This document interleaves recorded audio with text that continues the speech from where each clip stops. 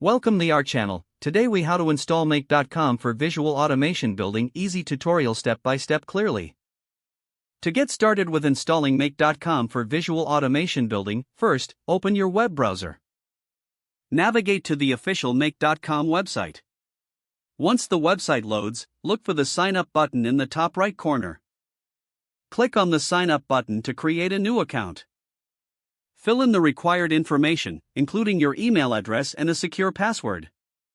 After completing the form, click the Create Account button. You will receive a confirmation email from make.com. Check your inbox and locate the confirmation email. Click the link provided in the email to verify your account. Once your account is verified, return to the make.com homepage and click on the Login button. Enter your email address and password, then click Login. You will be directed to your make.com dashboard. Explore the interface to familiarize yourself with the available features. To start building in automation, click on the Create New Scenario button. This will open a new workspace in the visual editor.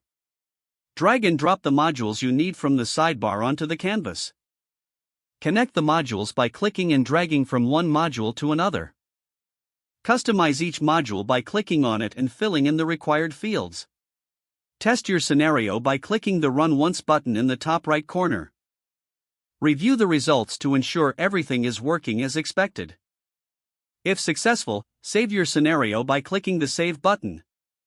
Congratulations, you have now installed and started using make.com for visual automation building. If the page does not load, refresh the browser or try again in a private or incognito window. Make sure you are using the correct email address, then retype it carefully to avoid small typos. If your password is not accepted, use the reset option and create a new strong password you can remember. Check your spam folder for verification or security emails, then complete any requested confirmation steps. Enable two-factor authentication if available to improve account security and reduce unauthorized access risk. After signing in, review your profile details so your contact information and settings are accurate and current. If you see an error message, note it down and try again after restarting your device and internet connection. Don't forget to like this video and subscribe to our channel for more step-by-step tech guides.